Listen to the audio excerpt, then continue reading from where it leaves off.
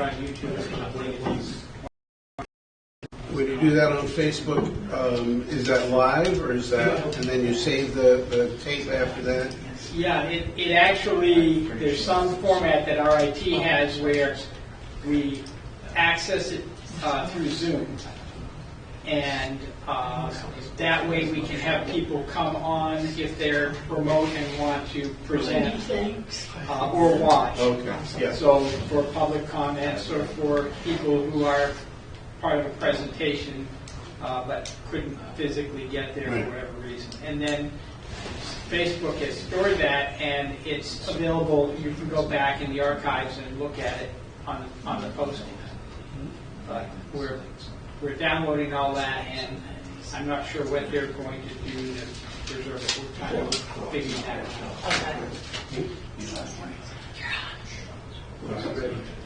Are we on? You're on. Good. I will call this, oh gosh, time flies. May 13th regular meeting of the Knox County Commission to order. All three commissioners are here. And what we always do is start with public comment, though it does say we're going to do commission updates first. Which would you prefer we do? Mine says update second. Oh, okay. Oh, no, meeting called to order. Commission, now that you're right, I'm not reading. Well, let's do public comment first. Okay. Is there any public comment? Is there anybody who would like to address the commission? Sir, come up and identify yourself. Good afternoon, Peter Berry of Rockland. Oh, it's been a while. Yeah. Let's start public comment related to the Knox County Registry of Deeds office. So with the Deeds office, I don't know if the commissioners are aware of this or not, but people are they have the privilege of being able to print out up to 500 pages with an email account without being subjected to a paywall. It's an excellent product. It's an excellent service that the county provides. So I'm just making the public comment that it's a good policy. I hope the commissioners don't go and invent any paywalls associated with the deeds office that don't presently exist. Some counties do, in some states, others don't, and it just makes it more transparent. And then one thing that has been concerning to me in the newspaper, not just what I read in the newspaper, about what I'm not reading in the newspaper. One thing that I'm not reading in the newspaper are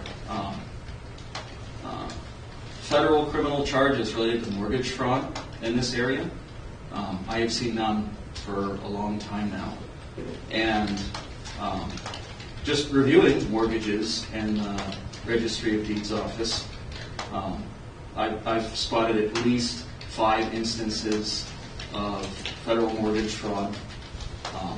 It's coming from specific banks. It's not all the banks. There's just specific ones that seem to be providing either bad mortgages or mortgages based on false pretenses. So somebody goes to the bank, they apply for a mortgage, they just blatantly defraud and lie to the bank. And they get $250,000.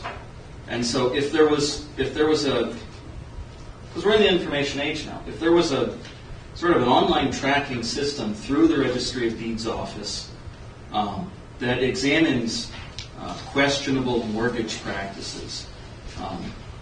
I find it questionable that anybody in this county has 4 mortgages on one property.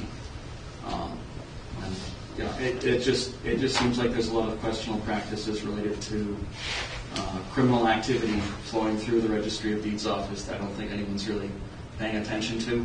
I would comment to have a greater sort of collaboration between the Sheriff's Office and the Registry of Deeds office. I'd encourage greater collaboration between the Knox County Registry of Deeds office and federal investigators because we have a housing problem in Rockland, and there's a number of dimensions to that. And I think one dimension that our area has really failed to enforce or even to have a process to investigate is mortgage fraud, financial fraud at six-figure scales. It seems to be going unenforced in this area. So if there's any collaboration related to what the county can do more of, I'd appreciate that. And then I saw Luca Mellon on the agenda, and he's been very vocal about a variety of different things.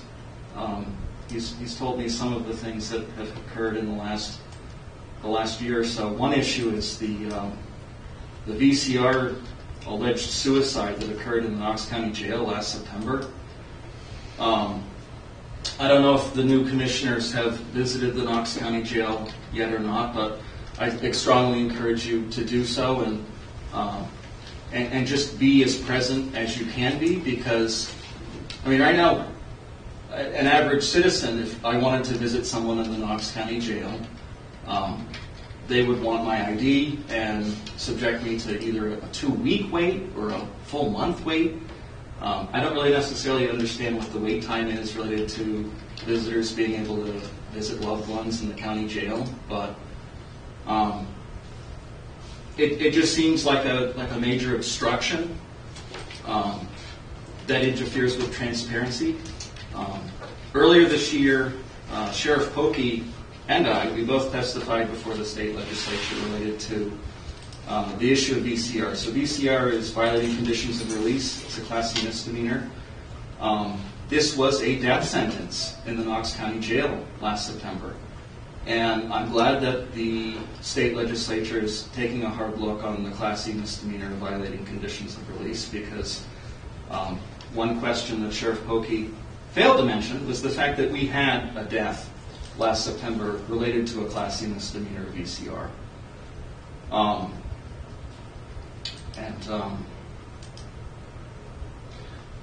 So I see HR is here. Last year, I had expressed concern about seeing large amounts of county property in other counties, like Lincoln County. So I would encourage a stronger sort of monitoring of where county property goes, because read the newspaper and you're hearing about different pieces of county property being in private civilian homes. And so I suspect there may be fraud, waste, or abuse related to just the lack of accounting related to where county property comes and goes. I suspect that county vehicles are being used for personal use. And I don't know if it's just a matter of working with the county budget committee, or even just going as far as asking for the county treasurer to just resign. I don't think we're at that point, but I think that there needs to be a better monitoring process.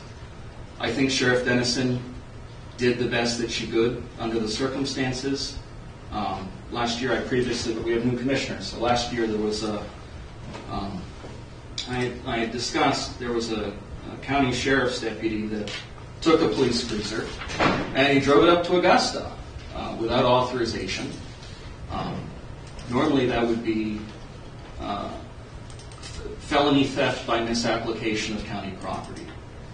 And I think at some point there's going to be, there needs to be better monitoring and auditing processes related to where county property is going, how county property is being spent, and whether it's actually being spent for county government purposes or whether it's being used for improper purposes related to private use in Lincoln County. There shouldn't be any sheriff's vehicles parked in private homes in Newcastle or in Lincoln County. And I just remember a fleet of, being a kid and seeing a fleet of county vehicles, but like you don't see that anymore. And you see, and it's not just an issue that relates to the county. It's a municipal issue with the Thomaston Police Department. We shouldn't be seeing different law enforcement vehicles at people's homes, not for calls but for personal use. And the sanctions for that with Donna Dennison were basically not criminal charges, but just a small admonition with the understanding that that deputy needed to go to a different department. And it just sort of seems to be this sort of shell game of if a law enforcement officer engages in felony theft or other forms of misconduct, instead of being criminally charged, they just go from one law enforcement agency to the next.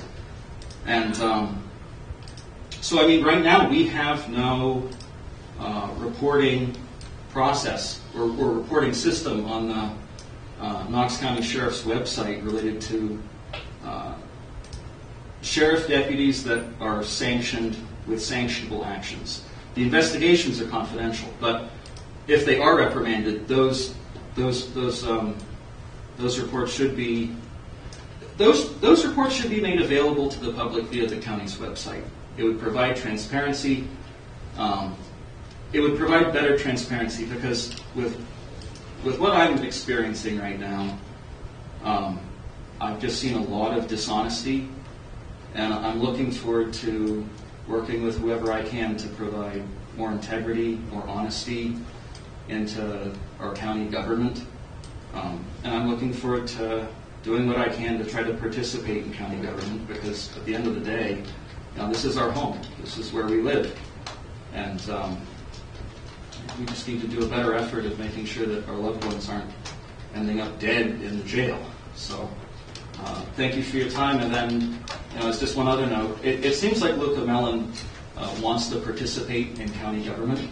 I would encourage allowing him to participate in whatever county government boards or committees he wants to provide public service to. He's intelligent, and I mean, who knows? I think he's got the votes to. I mean, he could be Rockland mayor if he wanted.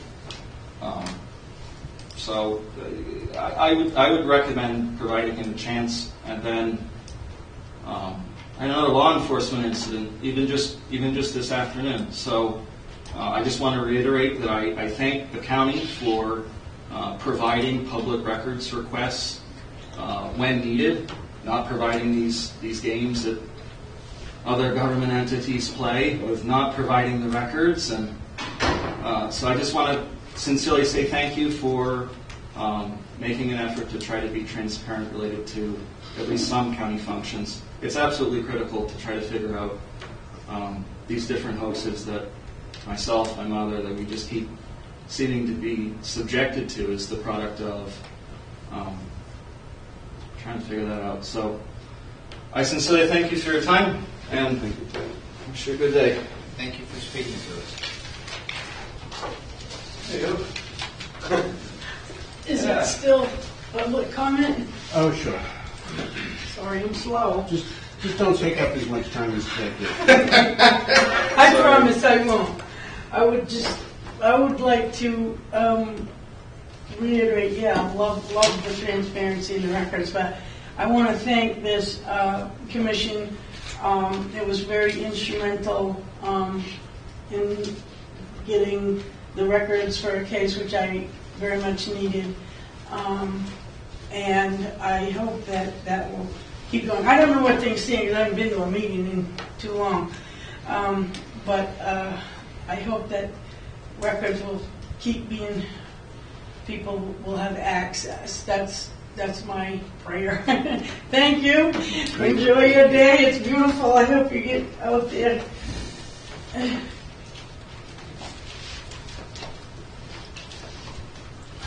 Anyone else wishing to address the commission? I mean, it's on the agenda, but there's no reason we can't.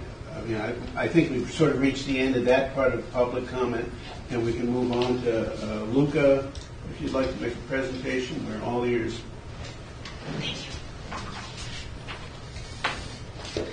Hi, my name is Luca Mellon. I'm really glad to be here. I'm glad to talk in person. I know there's been lots of, or I've sent a lot of emails recently, and I know that can be kind of annoying or feel passive aggressive or whatever. So, I wrote a thing that I'm going to read, and I have copies. I brought 3 copies, so I didn't bring 5. I will give you just 1 second.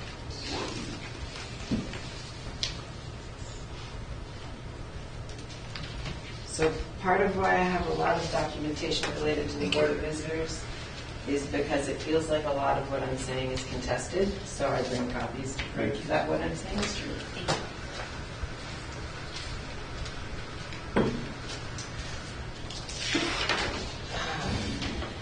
So I'm going to start reading from the letter, and I will refer to the other documents as I get to them. I live in Rockland, and I was appointed to the Knox Waldo Board of Visitors in October 2023. Myself and the 4 others already on the joint board toured, talked to community members and providers, and wrote an 8-page recommendations to the sheriff sent in April 2024. That's in that packet. Our report included commendations for places where the Knox County Jail excels and recommendations where improvements could be made.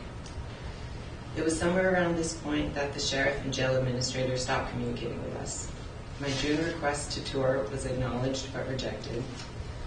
The sheriff informed us that he had split up the joint Knox-Waldo Board of Visitors and offered us the chance to remain on Knox or Waldo's board. I responded that I would stay on Knox's Board of Visitors. When I emailed asking to tour the next month, neither Captain Wood nor Sheriff Polkey replied. In February, I submitted a letter to the Criminal Justice and Public Safety Committee with my concerns around both removal and jail conditions. I sent this letter to local news outlets as well, as no one had covered the jail suicide yet. It had happened 6 months prior. Sheriff Polkey's response was the first time I was informed that he had removed me from the Board of Visitors. He said it was because I was a Knox County Sheriff's employee, making me ineligible. I replied that I've never been employed by KCSO. I also included my hiring letter for Maine Pretrial Services, which shows that I was employed by pretrial, not by the county. The county jail's Board of Visitors are laid out in Title 30A, subsection 1651. I am not ineligible to serve on this board according to this law. I am still an active board member until the end of my 3-year term in October 2026. This law does not give sheriffs the power to remove board members. I believe Sheriff Polkey knows all of this, as he is a law enforcement officer. Inadequate services, a refusal to engage with constructive criticism, and a lack of meaningful, transparent checks and balances have human consequences for the up to 70 people the sheriff provides for and protects, which can easily turn into fiscal consequences for the county. If we don't learn to collaborate better to improve this facility's operations, I believe we're leaving Knox County open to lawsuits and other legal issues. So I listed the, to me, most important remaining concerns, some of which are in the report and remain unaddressed, or I'm just not sure because I'm not able to tour the facility, and others are red flags brought up by this entire process. So my biggest concern is retaliation and retribution. That was originally already mentioned in our report in 2023, so community providers have mentioned that, inmates have brought that up, contracted providers have had those concerns and have voiced them, and now I'm voicing them too because I've been removed, and I believe it's because of retaliation. There have been reasons why they've said, and there are also shifting reasons why I haven't had access, which to me indicates that there's some other reason. It's not that I was an employee. I was never an employee. The second concern I have is the sheriff's unwillingness to engage with the mandated advisory board. So the Board of Visitors is created by the legislature. It's actually been a thing since 2003. This report is the first report that, to my knowledge, that has ever been written about our facility in Knox County. So that's the first time that outside people besides the county commissioners and the Department of Corrections, to my knowledge, have been there to be able to see what's going on. What do people think? Is there anything that they're willing to tell us that they wouldn't be willing to tell a correctional administrator, which I think is a power dynamic there. And the first time we wrote that report, we were basically shut down immediately after that. I appreciate that the Sheriff's Office was really helpful up until we wrote our report. They helped me tour. I think I spent 3 hours on both of the tours that I did before my access was blocked. And I think they did kind of go out of their way to let me speak to a lot of people. So there wasn't an issue in the beginning. It hasn't always been contentious. Contact visitation, to my knowledge, is still suspended. So inmates should be able to have visitation without plexiglass between them and the person that they're their family member or friends. But the last time I was in the jail lobby, sometime last month, the posts are still up saying that it's not allowed.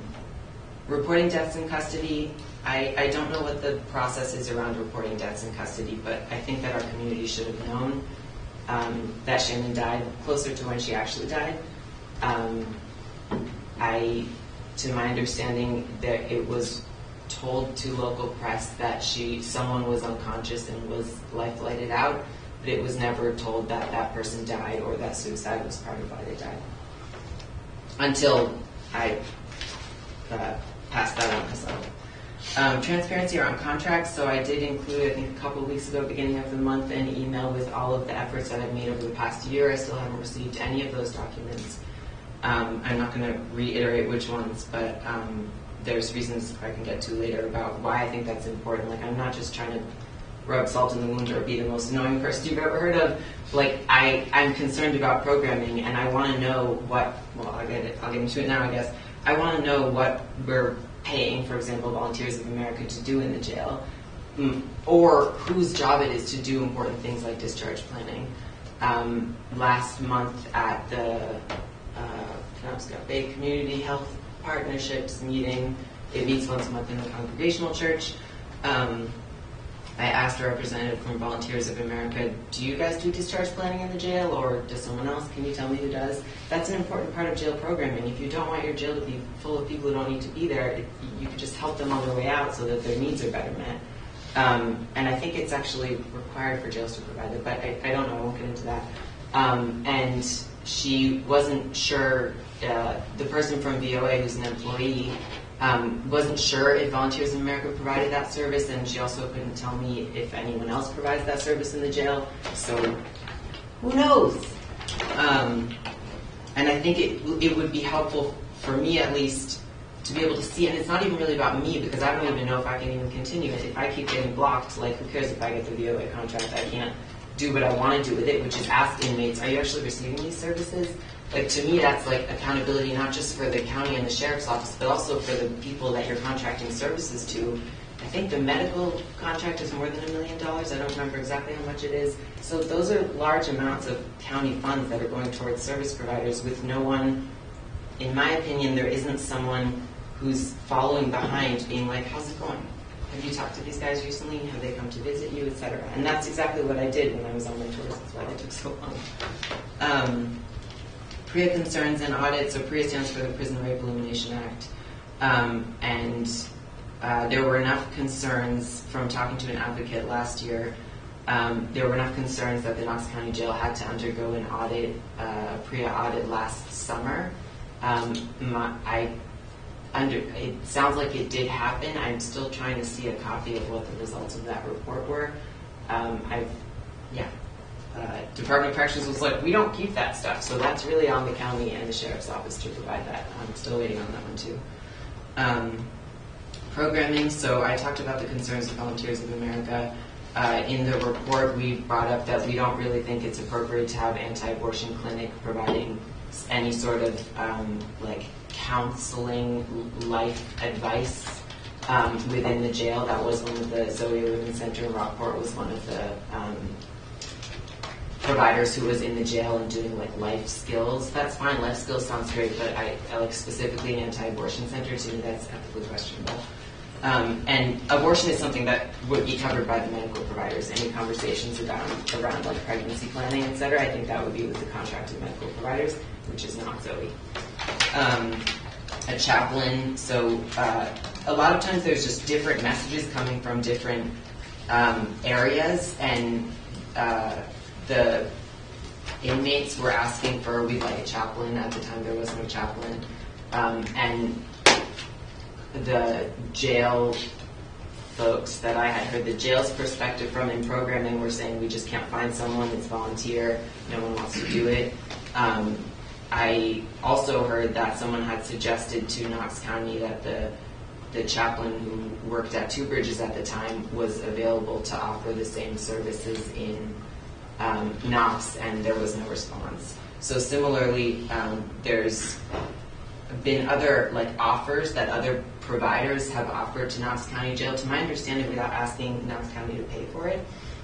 So a restorative justice project has, I think, been trying. Last summer they talked to me about that and have talked to me about it since then. So multiple times they've contacted Sheriff Polkey to say, hey, can we do some sort of restorative circles or something within the jail? And they haven't heard back, or that's what the director told me last time. So there is the programming that's there. It's unclear if it's really the best programming for the inmates. Unclear even what programming is there. And then a lot of the programming that I think is possible is somehow seems like it gets blocked from actually being implemented in our facility. This is a new one that I learned when I saw the biennial jail inspection report. The code enforcement like fire code, etc. Wyatt Philbrick, I think is his name, for Rockland. Doesn't have any inspections on file for the building, so, and in the 5 years that he's been there, it hasn't been inspected for code. That's not really my forte, but a lot of this is just like, does anyone know? Is anyone paying attention? To me, it's really important, and I hope that we can start to collectively pay better attention to what's going on in the jail.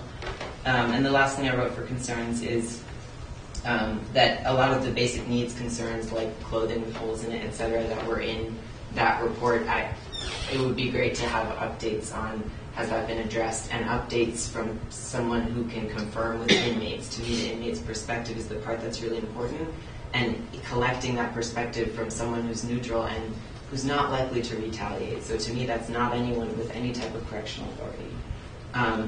And I put specific asks that are related to those concerns here, because I don't want to, just be dumping a whole bunch of complaints and then you don't know what to do with them. Specifically, what I'm asking for, I would love it if the Sheriff's Office could comply with the BOV legislation, and I believe that would mean reinstating me, or allowing me to continue my 3-year term. There's a 7th vacancy on the board. I'm suggesting a public posting for that vacancy. There's background to the Board of Visitors legislation happening in the 132nd legislature right now, where the Maine Sheriff's Association put forth a bill through a representative to actually cut down the oversight in the board significantly, so less members, less requirements. Reports don't need to be submitted to the legislature anymore. You can't call the people up to the legislature if the legislature wants to say, hey, Luca, this is kind of concerning. Can you come tell us what you're talking about? You are not required to show up and talk to them anymore. So there's actually, the Sheriff's Association is making legislative efforts to curtail this oversight body. It's already not being complied with as far as I'm concerned. So it's concerning to me that collectively the Sheriff's Association is like, yeah, we want less oversight, and also they're removing the one position that is required to go to someone with lived experience.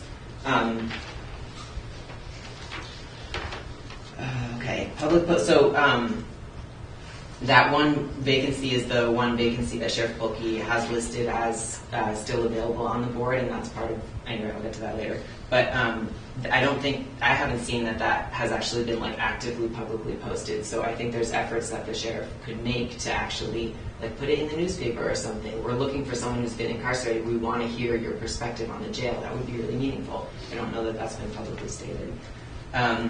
I would love obtaining those contracts in the PREA report. I think it would be helpful to have alternative avenues for prisoner advocacy. So when I was more clued into what was going on in the jail, SASM, Sexual Assault Survivors, something like those names, was a really wonderful organization that had a rural advocate who was working in the jail. I think on their own dime. I don't think they're employed or contracted, but I'm not quite sure. But they seem to be a wonderful advocate who is able to collect issues and continue to advocate for people.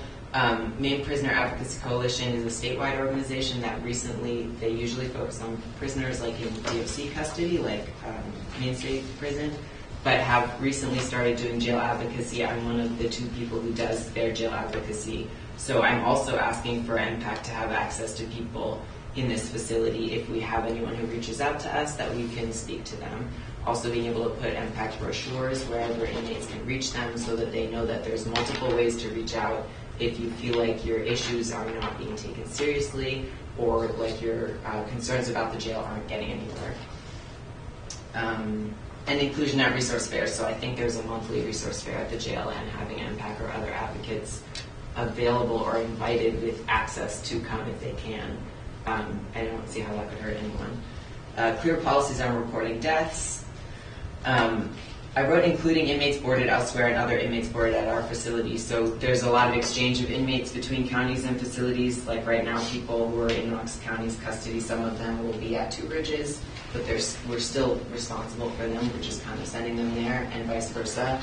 The 3 other counties in the Mid-Coast Prosecutorial District will send some people, I think right now it's the women, to Knox County. So to me, if someone dies in Knox County, that is a Knox issue, whether or not they were our charge. And likewise, if we send someone to Two Bridges and they die in Two Bridges, we were still responsible for them. So all of those deaths, some sort of process that's transparent around the community knowing that happened.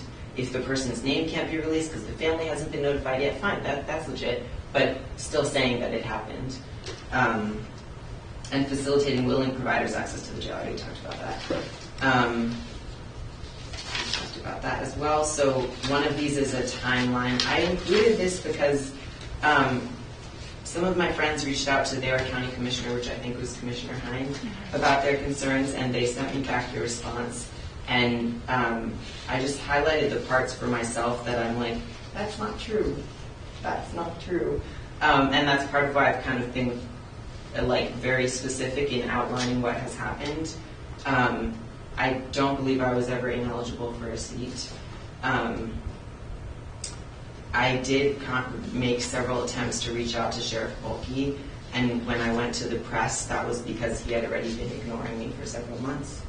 And had blocked the 2 past tours, and I don't know when I was kicked off the board because he never told me until February, when it apparently happened months before. And the last part, the sheriff would consider appointing Luca. He has a good working relationship with Luca. Totally, we did have a really good relationship from the beginning. I'm not sure at what point it became an issue that our board existed or that our report came out or what. I would like to understand, I think Deputy Andrew is here anymore, from the Sheriff's Office what our options are for collaborating. I'm not backing down on insisting that I am actually still a member. He can write otherwise on the website.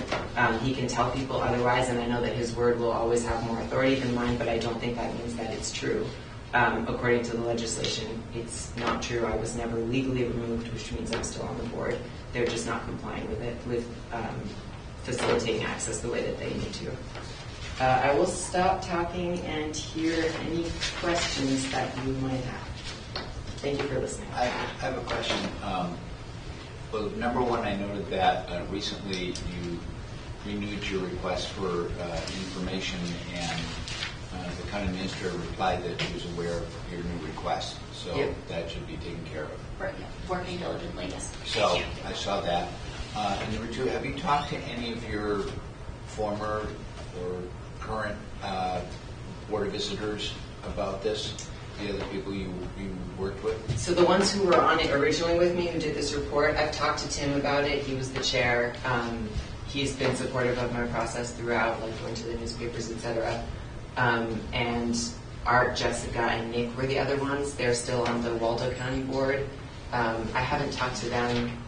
I've seen them. They've been at the trainings, and we've emailed back and forth more casually. So. Just curious.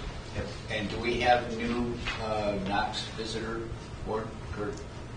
We do. Okay. There's 6 out of the 7 without me on it. Okay. And you have not spoken to any of them. Do you know any of them? I have to, yep, so Gordon Page is the chair, and he reached out to me, and we Okay. met maybe last week. Okay. So you're in contact. Okay. Just wanted to know that. Sure. Other questions? It's a lot of It information is. to process.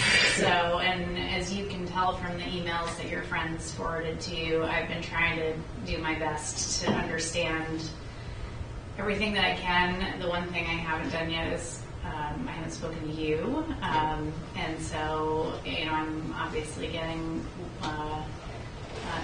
some information, and from your perspective, it sounds like you don't think I'm getting all of the information. So, if you have any additional email correspondence or anything like that that you want to forward that you think is relevant, I'd be interested to see what you have, and just want to make sure that I have the full picture. So I thank you for coming in and sharing all this with us today. I don't think I have any more questions right now. I feel like I have some processing to do, and hopefully you can tell from my emails to your friends that I'm a processor, so I'm trying to gather all of the information and think it through, and I don't want to just respond without thinking about it. I appreciate that. Yeah.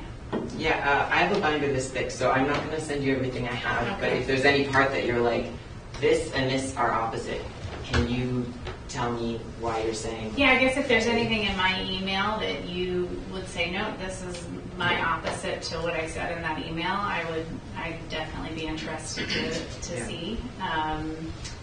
I think it's mostly just the saying I was a county employee, which, I mean, we have the county administrator here. Do you have anything saying that I've ever been employed by the sheriff's office? I do not. I guess Thank you.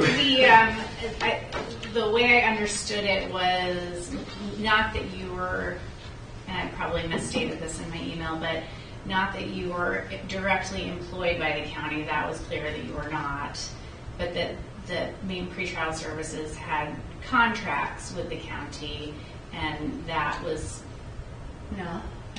They do have contracts with the county, but we're not sheriff's employees. Right. What I was getting to was that it was a conflict of interest. That was that was what was shared with me. So.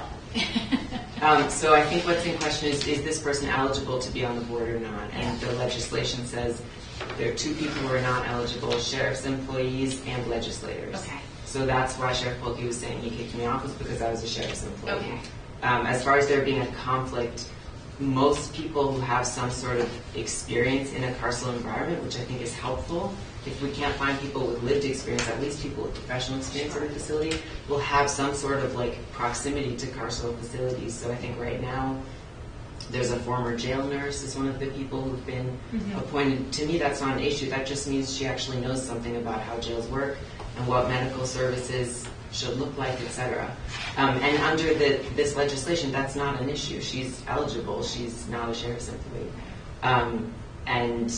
As far as my actual involvement, I was appointed by Sheriff Polkey, like pulled out of my responsibilities in pretrial. Like I was in jail with my pretrial name tag on when they pulled me into Captain Wood's office and was like, we would like you to be on this board. Would you like to? So it's not like they didn't know I was pretrial. That's the only reason I was on their radars, because I was in the jail 3 times a week. So I think everyone's known from the beginning that I had pretrial as a role. I checked with pretrial to make sure they were okay with it, and obviously the sheriff was okay with it because they asked me to be on it. And when my employer was okay with it, I was like, that's fine. And I care about the ethics. That matters to me. So I put the little blurb at the end of the report. The last page of the report is acknowledging that I had another role that a lot of the inmates I did know as my clients for pretrial. And that when I walked into the room for my tours, I said, I'm not here for pretrial. I'm here as a member of the Knox County Board of Visitors. This is the reason why the Board of Visitors exists, and this is why I'm here. And I didn't ask for any feedback on my employer, because that wouldn't make sense. What do you think of pretrial? You're obviously not going to tell your pretrial case manager. So I left that part out of all of my tours. So I think I've gone above and beyond in just checking, am I doing this right? How am I occupying this role in an ethical, transparent way? Okay, thank you for that. I appreciate that. Any other questions? Brad, you're covering your face. Are you okay? Commissioner Glazer. I'm torn here in a lot of ways. I mean, I think you're an excellent person to have on the Board of Visitors. I think you care. I think you're knowledgeable. I think the report that you put out shows a lot of thought in the first place. And I think you should continue to be on our Board of Visitors.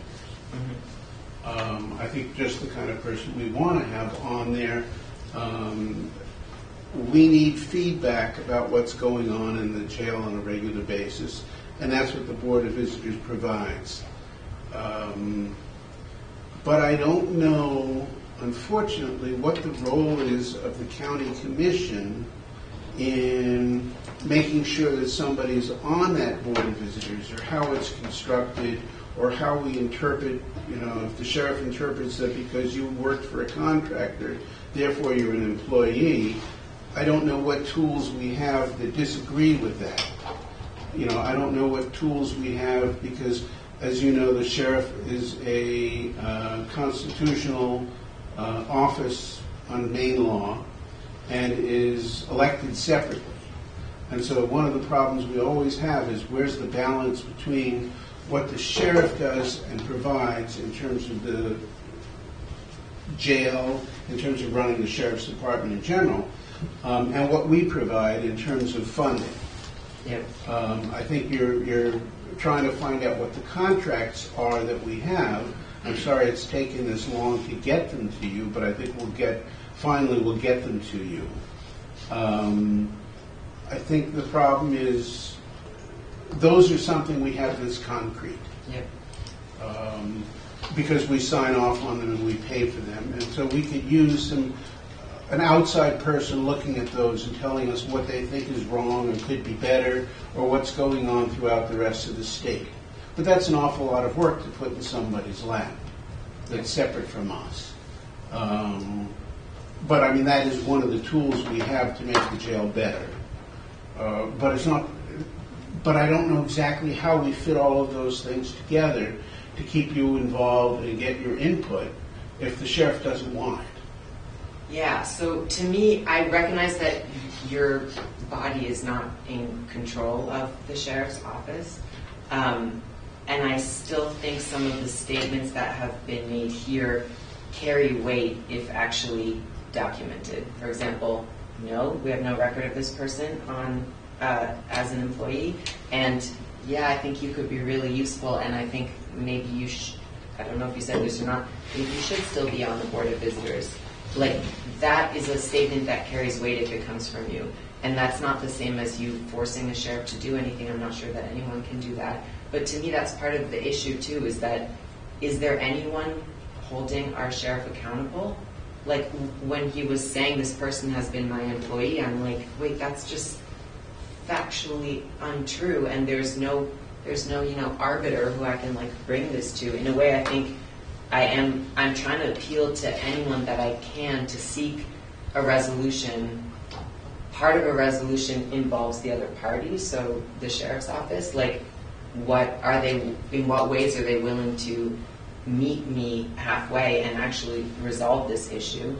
And part of that is also why I reached out to Stephen Betts and the Bangor Daily News was to pull the public into this process and see if public awareness of what's going on, the jail death, getting kicked off, etc., would actually change things. And I think it has raised the stakes a little bit. I think it makes it, a lot of people responded positively to reading that article, not to the content, but to the fact that I actually went through the effort to provide all of the documentation for that and information so that it could be brought to the public's awareness.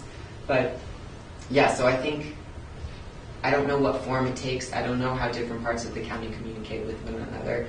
But if you're willing to stick your neck out and say, this doesn't really make sense to us, or personally, if it makes sense to one of you, whatever, however you end up feeling about it, that is a lot better than what I think has happened so far, which is meetings with the sheriff and understanding the sheriff's position, and I'm still kind of hanging out to dry here, wasting a lot of time and a lot of printer ink and not having very much to show for it at all. So.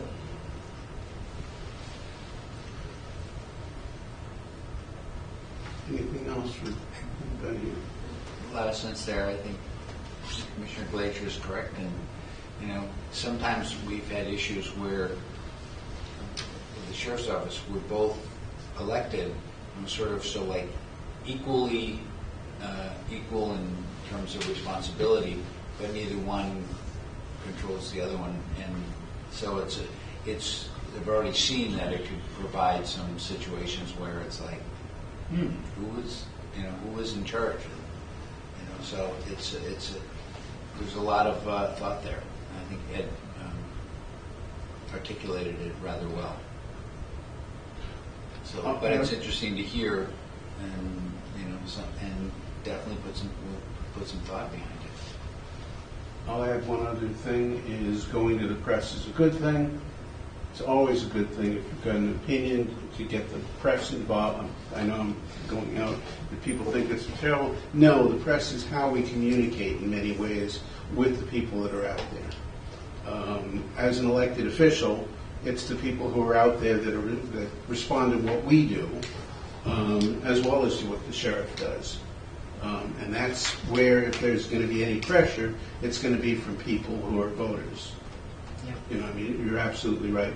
I will, I've got a couple of other issues to talk to the sheriff about, and I will make a point of scheduling something to talk to the sheriff. Don't know where it goes, but we'll have another discussion. I've done it before, but we'll try again. Just to add one thing, on my previous jobs as a select board member in one of the towns, there the police chief, fire chief, work for the town administrator. So there is a direct level of command where you can, ask about that. And it's different here. We have to sort of share responsibility and work it out. And it's a different thing that I'm getting used to. Do you want to say anything? Do you want to come up? I didn't come prepared to. There's a lot to take in today, as Tom said, and I'm not sure we're going to accomplish anything within the 30 minutes that we have. Sure. There's other county business as well that I'm here for, but the only statement I would make is about inmate deaths in general. Those are investigated by an outside agency, and a neutral and detached agency investigates those. So that's all I will say about that. But I didn't really come prepared to talk about this.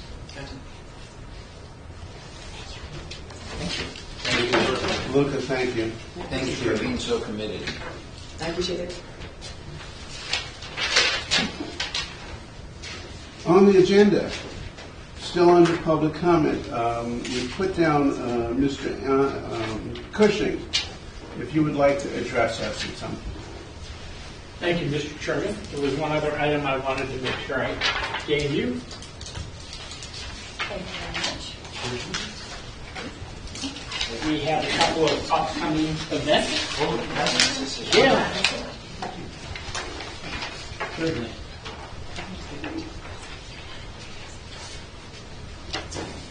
So I am Andre Cushing. I serve as a commissioner in Penobscot County.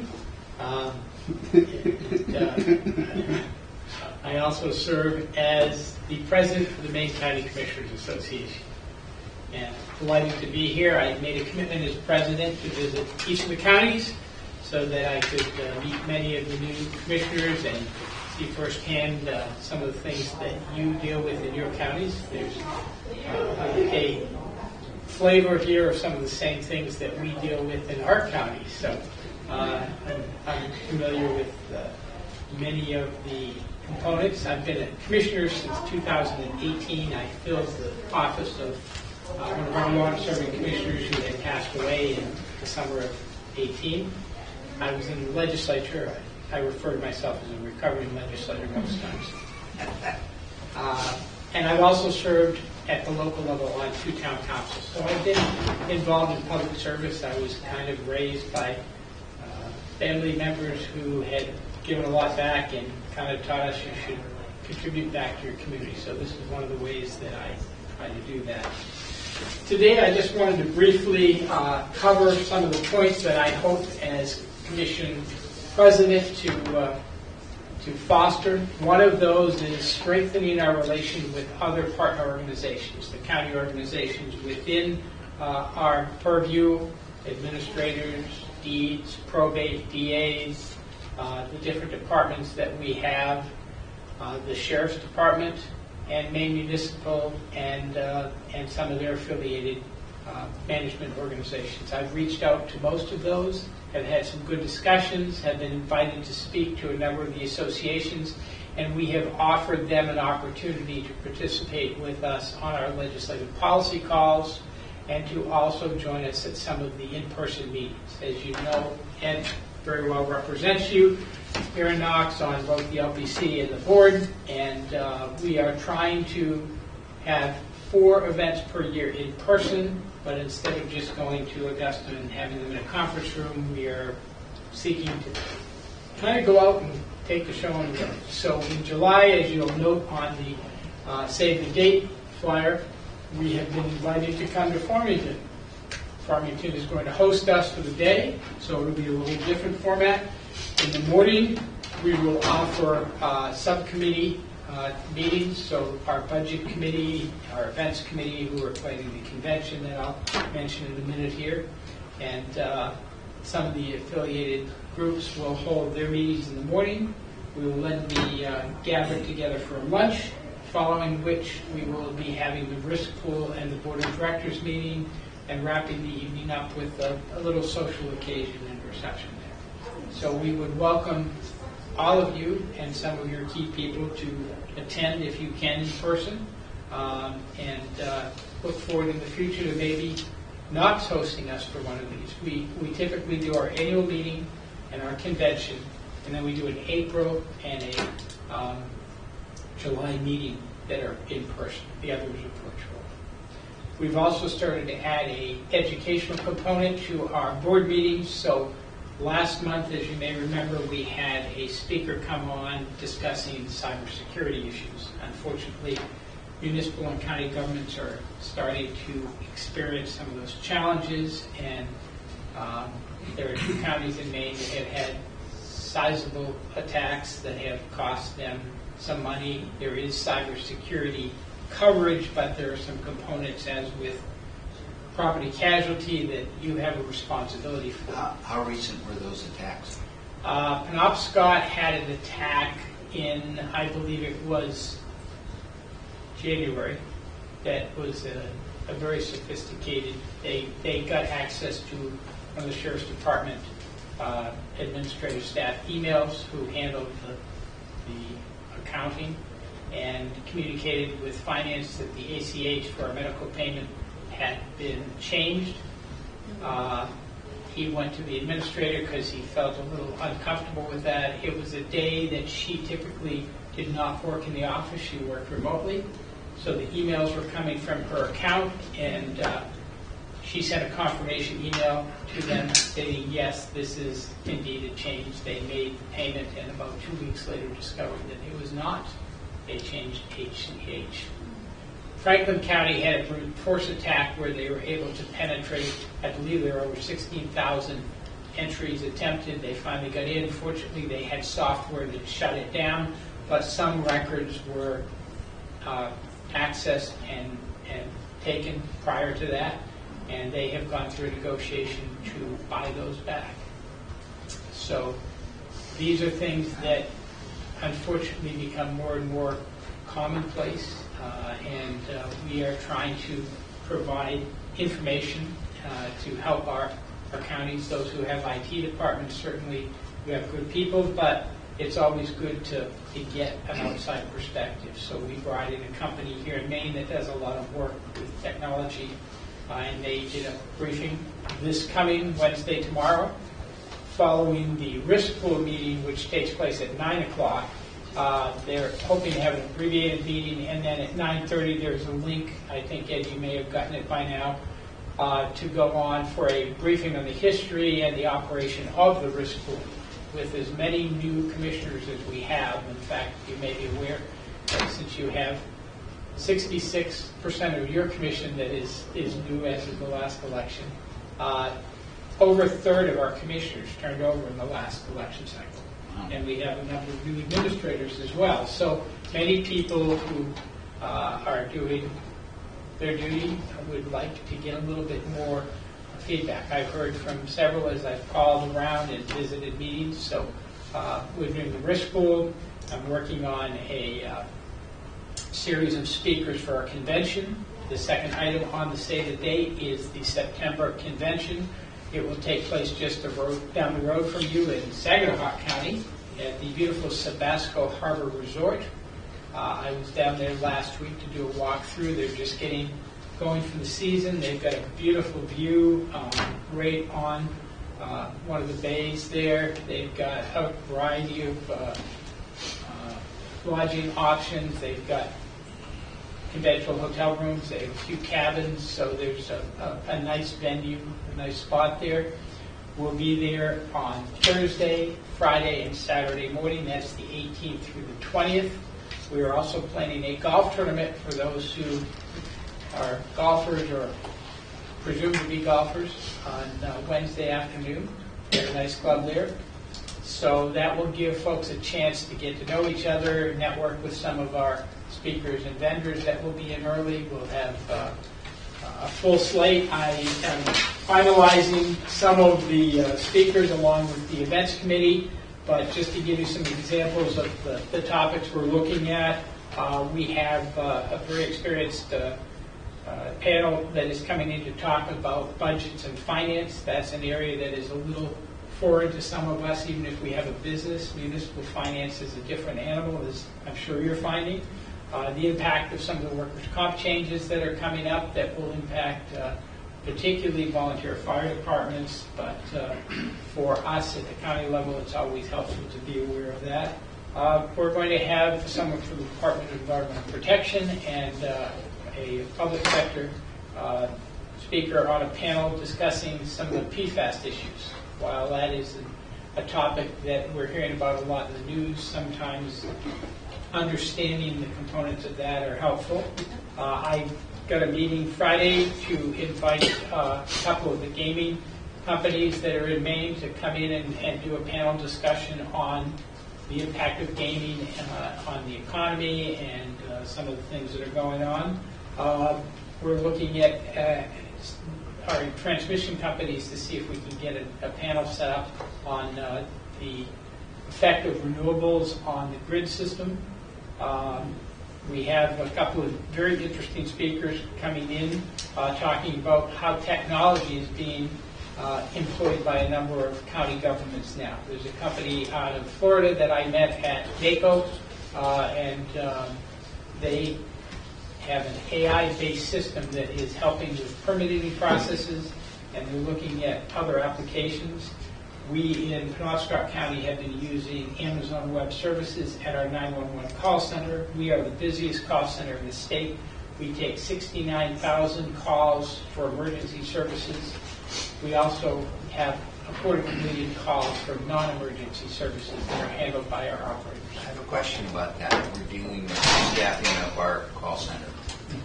And one of the problems we have is with getting TOC certification from the state, which is a different department.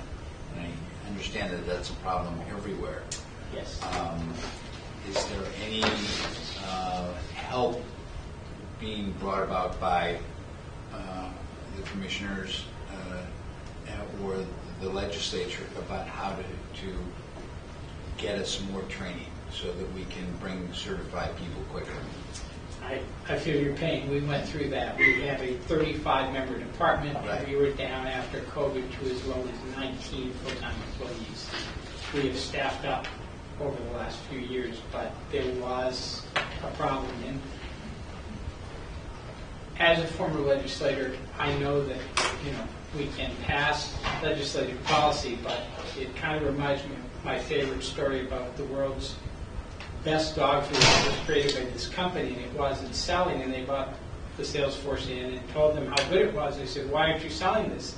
Guy in the back goes, "Sir, the dogs don't like it." And the reality is some of these programs that we pass legislation to implement, if they are not, let's say, integrated with the people who run them, they don't work so well. And I think there are some very dedicated people in the 911 emergency call center world, but there are regulatory boards that are sometimes not understanding how complicated they are making life by their well-intentioned rules. So We are having discussions. I can't promise you anything right now, Commissioner, but it is part of the plan for MCCA to be more proactive with our partner organizations in identifying those problems. Because we need more TOC availability. And it's interesting, I had a conversation yesterday with one of the people in the department that's responsible for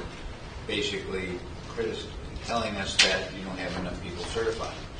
But they're not the department that certifies the people. I said, that's not really fair, you know. And so he was very understanding, and we had a good laugh about it, but it still puts us, we're in a situation where, and I bring this up all the time in almost every conversation I have, we're the oldest state in the union, Knox County is the oldest county in the state. Mm-hmm. And more often than not, if one of our citizens is going to interact with town government, county government, whatever government, it's going to be because they need to use the 911 system. And when they need that, that's more important than anything else we can do for them. And, you know, if there's some way to make, you know, the Department of Public Safety understand that they need to do more to help certify people so that we can save lives. That's more, because that's what it's about. It's not about a training class or something. It's about saving lives. And, you know, so anything I can do, we can do. I know we're all in agreement here about how important this is. Please let us know. Thank you. So part of that objective in strengthening our communications and our relationship is sitting down this summer with our partners and identifying legislative priorities for next session. So we've extended an offer to MMA and to the sheriffs to join us in July at the meeting in Farmington to start the discussion about what are some of these type of issues. So on our legislative policy calls, we have had some commissioners bring forward topics. They may not have been directly related to the legislation we were talking about, but we've implemented a system, what we refer to as a parking lot. So if there's a topic that is important to some commissioners, but it is not directly related to the bill that is before us, we are putting that on a list. We'll be reviewing that at the end of session to start discussions on that as part of our legislative priorities and determining how can we effectively present this to those in Augusta who have sometimes the ability to move heavy things. I will take one exception to that. Okay. I think the dire need of TOC training throughout the state, throughout most of the communications centers, is not a matter just of legislation. It's a matter of talking to the right people at the right time. Having one commissioner from Knox County talk to somebody is not the same as having the whole organization talk to somebody. Mm-hmm. And I will bring this up at tomorrow's meeting. I haven't brought it up at a legislative meeting because I don't know that it really should wait till it becomes a legislative thing. It really should move sooner than that, and we really have to start talking about it because it affects probably just about every county that I know of. And it's not all of the training, because a lot of the training we've been able to get, we're willing to hire people who've already got the training. There's just a few things, and in this particular case, it is an incredibly small course on the TOC training, the Terminal Operator Certificate. And that's a big holdup. Yeah. I don't know what your relationship may be here with any of the community colleges. Some of them have been more responsive in trying to provide that level of training through their public safety departments. Not all of the community colleges have that. One of the challenges that I have experienced in that is sometimes to fit it into the course structure, there are certain requirements that require that person to take a greater degree of training to qualify for whatever the funding might be in the free community college system, or to get the credit. And I think we need to work with the licensing authority. I myself My other hat, I wear a real estate agent. I have a number of credits every year that I have to acquire for continuing ed. I do that willingly because I feel to provide good service I need to be updated, but they're a private sector entity, so they provide a diversity of classes at different times in different ways. Sometimes there's only one way that you can get that training through the state, and I think that's unfortunate in a world where technology has provided many options and opportunities. So to that end, I agree with both of you. We need to address it. I think there are ways, Ed, that we might be able to collaboratively get interested commissioners, maybe some of your administrators for your emergency PSAPs, to write letters that we've done this on a couple of occasions now. We've had collective letters that we have sent out from our commission to the courts dealing with some issues, to other agencies, and I think that is one way we can harness the influence and the understanding of the commissioners and administrators to help in that way. So certainly would be open to hearing that. If you want to bring that up tomorrow, I'd be glad to give you the floor to do so. Great. The second item that is one of my goals is to work with our partners in municipal government to identify ways that government can collaborate more. As many of you may know, New England has been a strong home rule section of the country. If you travel outside of New England, most of your activities are handled by county government, whether it's the law enforcement, fire, police, emergency, education, healthcare, taxation, elections. Many of those things are structured. And when we look at what's going on in New England, as you mentioned, I think Ed did earlier, we are the oldest state in the nation now. So that is not lost on the workforce. And add to that an element of workforce that's dealing with a much more difficult job in some of these roles, whether it's working at the PSAPs or in the corrections or out on the road in patrol. It's not like the old days. You're dealing with a myriad of challenges that can create incredible stress. And so hence you are seeing less and less people who are staying in careers 10, 15, 20 years.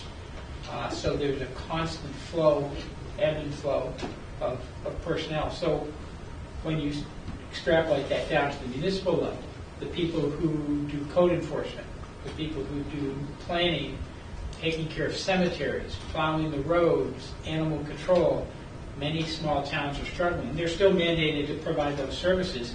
They just can't find anyone, or they can't afford somebody, or the people they can afford move through. I have 19 towns in my community. I was looking around the wall. I think you have 18 communities in Knox. I have 19 communities just in my district. We have 55 total in the county, and I've had the pleasure of representing them for close to 15 years now in some capacity. I see what they are struggling with. There's a lot of town managers who are retiring or moving on because of other retirements. There are a lot of other administrative people who, they had most of it in their head. And when they leave, they take a lot of that knowledge. Institutional knowledge is fading fast. Exactly. So finding ways to collaborate. There are already activities going on. For example, Cumberland County has been doing assessing services for towns for a couple of years now. York hired a fire administrator to help take care of some of the duties in these rural and volunteer fire departments. I was just in Lincoln County last week. On the way through, I stopped and saw Sheriff Brackett, and he introduced me to one of his full-time employees who handles all the animal control calls for the entire county. Now, we know that you can pretty much throw a rock across Saginaw County, but still, they have the need, and they have a lot of communities that benefit from that county-level service. In Penobscot, we assisted with the formation of the first fire EMS district in the state. We did not start it, but what we found was a number of towns in the central part, rural towns around Howland and Enfield, were starting discussions because their fire departments were very worried. They brought together a group of electeds and public citizens And they reached a point where they needed to move forward to forming memos and bylaws and so forth, and they didn't know who was going to do it and who was going to pay for it. And the county stepped in, offered our law firm to provide that. We covered the cost, and at the same time hired a gentleman with some experience in fire science to act as a coordinator, kind of a moderator for the group to bring them home. And it was established last July. They have a board, as you might have in a school district, that represents each of the communities. They have structured it so that the two largest towns that provide much of the resources and funding, if there is a major substantive issue, the 8 smaller towns cannot gang up on the 2 larger ones. It requires at least one of the large towns to agree with the policy for it to go forward. So it's kind of like, I was just listening to a book on the Constitutional Convention, and it kind of brought back some of those thoughts about the balance between the small state, large state. Anyway, collaboration is one of our priorities this year. And finally, just growing awareness of how resources and technology can be used. So, as I mentioned in my discussion about the convention, we're going to bring in some folks to talk about different resources. FirstNet, which is the provider for much of the network for emergency services, they're aligned with AT&T. They will likely be there to make a presentation on what is going on nationally to fund some of the dead spots for cellular coverage. So they're starting to apply resources. I believe over 10 years there's going to be $4 billion to help them identify and build in areas that are underserved by cellular service. We use Amazon Web Services. Just a quick example, I don't want to belabor the meeting, but if you call our non-emergency center right now, that goes to a trained operator to answer. We put in Amazon Web Services this spring. If you call up and you say, "Hi, I'm Fred, I live up in Alton, Maine, and there's a dead raccoon in front of my house, I need the number from the animal control officer." You used to have a trained person who would look that up and give it to you. Now the system texts you the name and number of the person that you need to contact. So 24 hours a day, you can get information of that nature from this new system. It's intuitive. It's not your old phone tree. You press 1 or 3. You talk to it, like you have probably experienced with some of the services in banking and finance and healthcare that you now use. You use Amazon Web Services for that? I believe it's costing us, Mark, about $30,000 a year for that service, compared to hiring a full-time operator, which averages between, starting off $55,000, $60,000 a year. Yeah, that's something we should explore.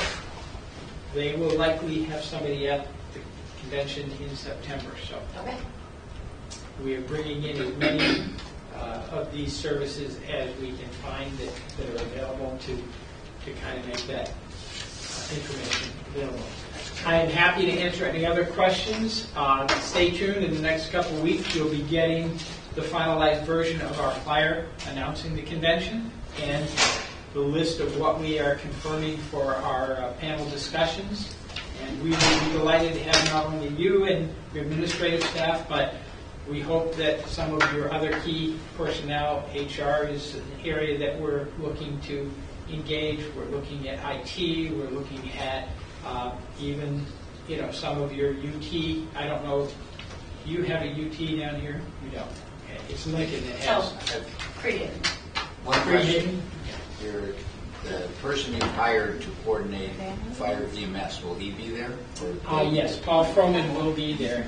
At this point, I'm hoping he will participate in the breakfast presentation on Friday morning, because we have Sheriff Troy Morton, who is committed to come in with another sheriff and speak about what they have done in some of our communities that used to have their own municipal police department and now contract with the county to provide full-time coverage.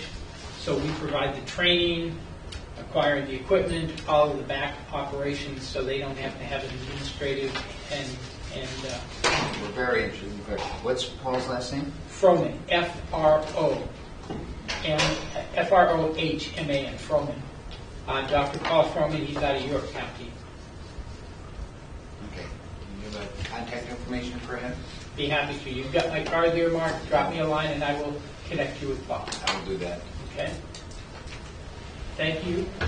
Thank you. I will be sending some additional information out on what we hope to have for sponsors. My goal from this convention is to do a test and see if we can generate revenues that would help us subsidize the cost of bringing on an executive director again for the county association. And what I would envision is that we would have an executive director and our administrator, Lauren Haven, who would serve the County Commissioners Association, but as part of an umbrella organization that could also provide support for the other partners, so that, like most other states, we would have a county organization rather than just a separate commissioners organization. As I understand, historically, there used to be stronger activity when we had an executive director, and I'd like, as I think some of the other commissioners, to see if we can get there, but do it without putting it all on the taxpayer. Ms. Graves? Thanks, Henry. Thank you very much. And happy birthday.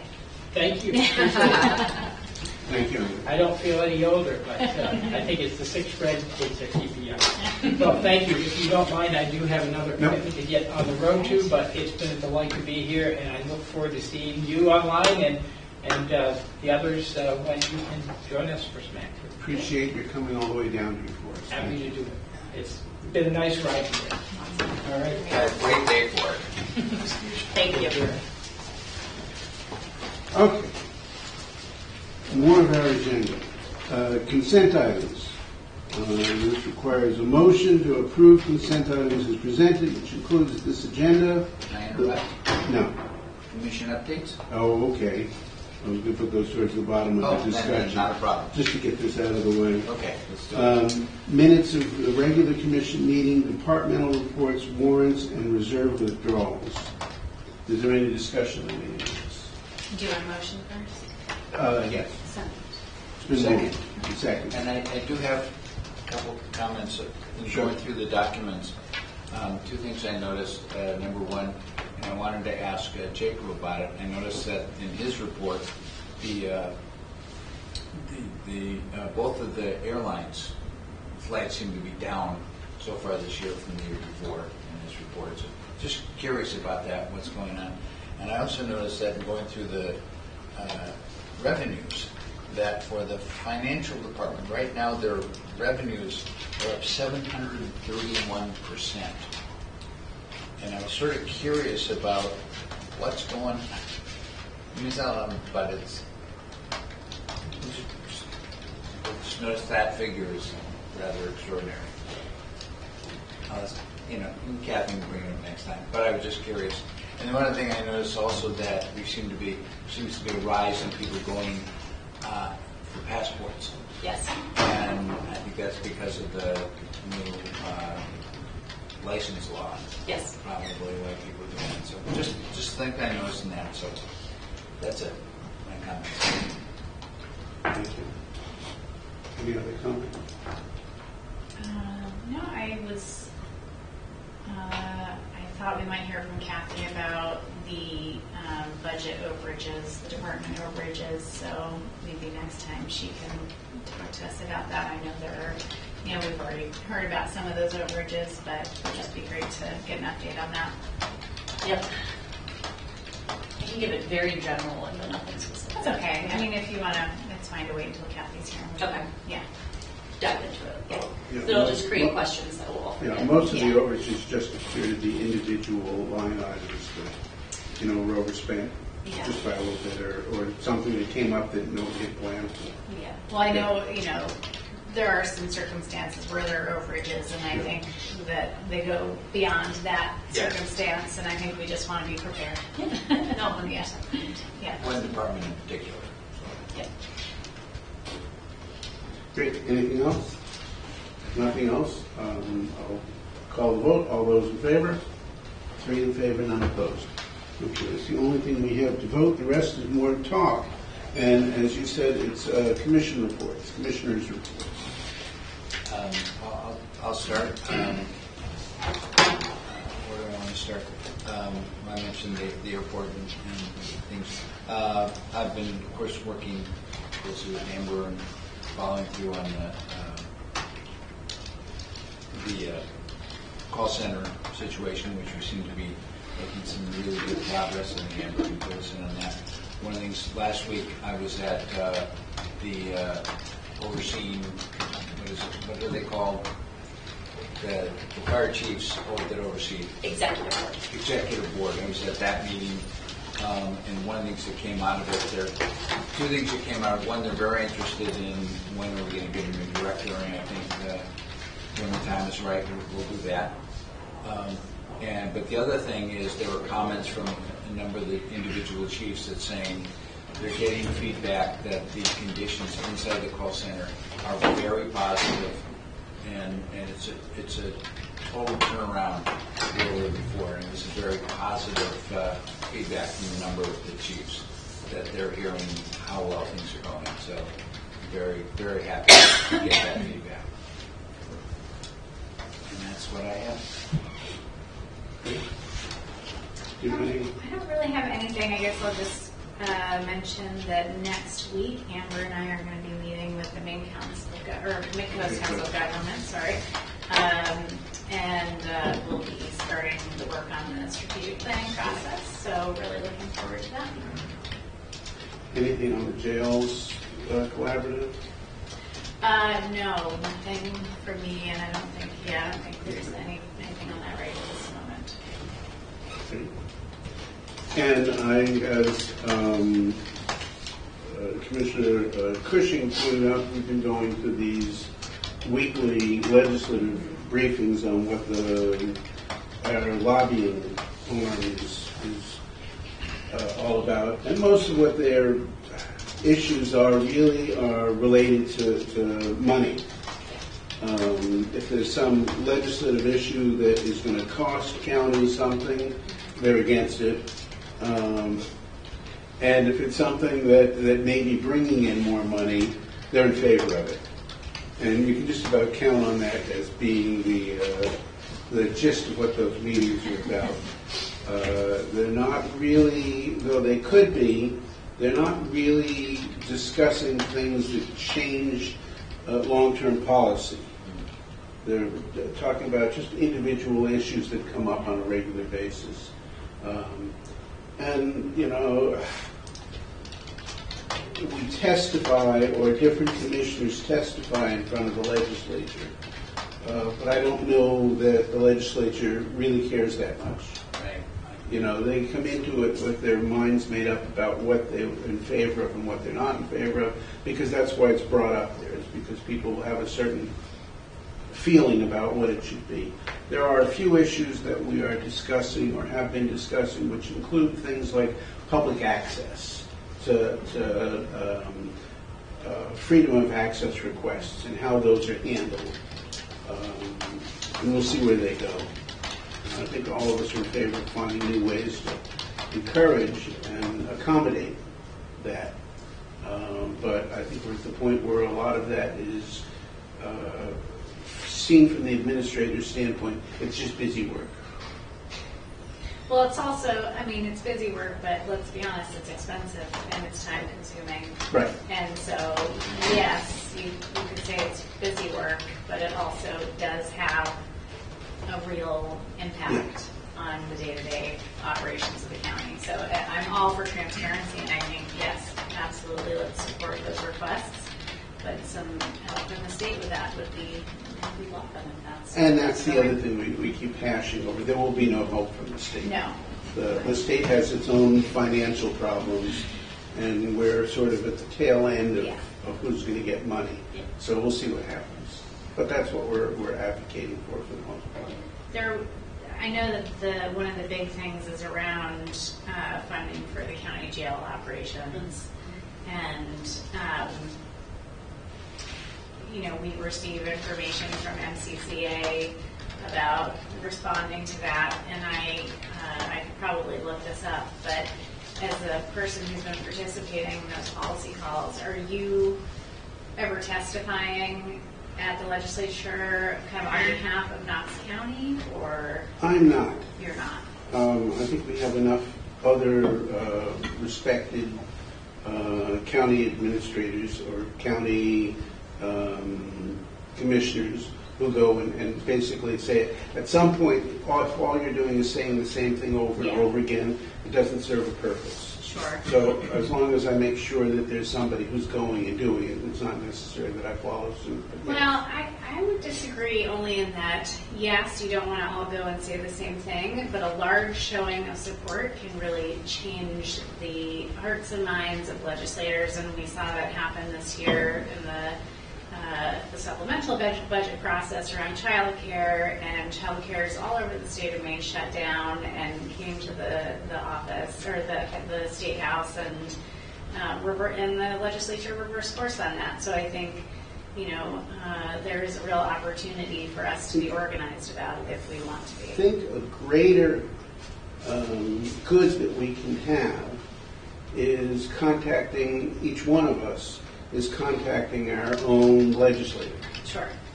If we can make sure that our local legislators understand what it is, number one, they talk to other legislators, but they're also the ones who are going to be the ones who directly vote on it. Speaking in front of a committee, you're talking to 10 people or so, who will either vote in favor of something or not and get it out of committee. But I think if we individually talk to our legislators in our districts. Yeah. Yeah, I think they're both true, I think. Yeah. No, they're not mutually exclusive. Yeah. But it's something that all three of us can do as Yes. opposed to just Yeah. one person. Yeah. Absolutely. Well, I think all three of us could go testify as well, which, if we feel strongly enough about this, I think a good show of force at the legislature is always helpful. One thing I'll add, you mentioned that, I think you were right in talking to Andre, that you can legislate all you want, but right now the TOC situation is, you can't wait for that. I did put a call into Vicky Dodari yesterday, who's a representative, and we're back at, but we're good friends, so I'll explore it with her. I also talked to Corey at who's at the state PUC, who oversees the land, and I had the conversation with him about your responsibility to yell at us if we don't have enough certified instructors, but you can't certify them. And he says, yeah, he did give me a contact at the Department of Public Safety, who is in charge of the TOC, and I put a call in there, we'll not hear back, but I'll, in a hopefully continued friendly way, leave messages and deliver somebody and see if there's anything we can do to help them help us. Because it's sometimes, one of the things I love is my son doesn't call anybody, they text. But I still am old-fashioned to believe that phone calls are a good way to personal communication is a good way to try and accomplish things. So I'll continue on that course. Yeah, I mean, you can correct me if I'm wrong, but my understanding with the TOC is it's just not being offered. And I don't know who is responsible for making sure that it's offered more.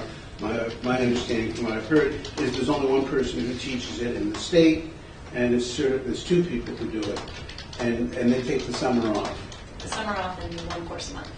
Well, And the wait list is 15 months right now? Yeah, last I've heard, there's no openings until 2026 right now. And so there's something really wrong if there's a service that we need, and it has to be complied with, and if the state isn't helping us, I mean, even if you've got a restaurant and you've got a line of people outside, you hire another waiter or another cook because it's customer service. And the problem is we're not getting any customer service here. And so whoever it is or whatever agency it is directly that we can talk to and encourage them. That's Corey gave me the contact, so I'm trying. Well, and of course, they didn't rush to call me back yet, so we'll see. but and actually that does raise the point that yes, I think again it's both things. It's Yes. reaching out right now, but I think it is a legislative issue Oh, because we yeah. need to get more money in their budget so they can hire more folks to do these Yeah. trainings. So I look forward to So hearing what it's a two-pronged problem. Yes, I think so. Oh, yeah, but there's an immediate problem in Yeah, addition to absolutely. the long-term problem. Yeah, and it's not just us, it's the whole state. Oh, yeah, it's the whole state. Yeah. Obviously, it's the whole state if there's a 15-month waiting list. Yeah, that's not, we don't have that many people. If they take how many people in a class, 10 people in a class, or whatever it is. I don't know, maybe probably 8 to 10, I would say. 20 tops. Yeah. And If the they worst take thing 10, about- that's 150 people who are lined up who can't take the class. And- So it's obviously not just Knox County. Correct. And the worst thing about it, in a conversation with Josiah last week at the oversight board, he said that they do the training and they basically train the person how to do it anyway. They can't do it certified. Yep. So the people are Oh, yeah. trained. No. It's- Yes. Right, it's ridiculous. yeah, it's not an unsafe practice for them to be doing that stuff. They just need Right. that stamp from the state. Well, but that's They what- physically go there and get Right. that, but they know, yes. TOC is a terminal operator certificate, which just means somebody is handing them a certificate for taking the class. It really isn't that much about the training so much as you need to get this certificate that says you can do it. Correct. We actually employed somebody that was certified to teach the TOC class, and they worked for Knox County, and we asked if they could just teach the classes they were certified to our Knox County staff, and the state said absolutely not. So there is something there that we need to dig into on why, if they're getting that exposure during their training, what is it, and how can we kind of close that gap or help? Yeah.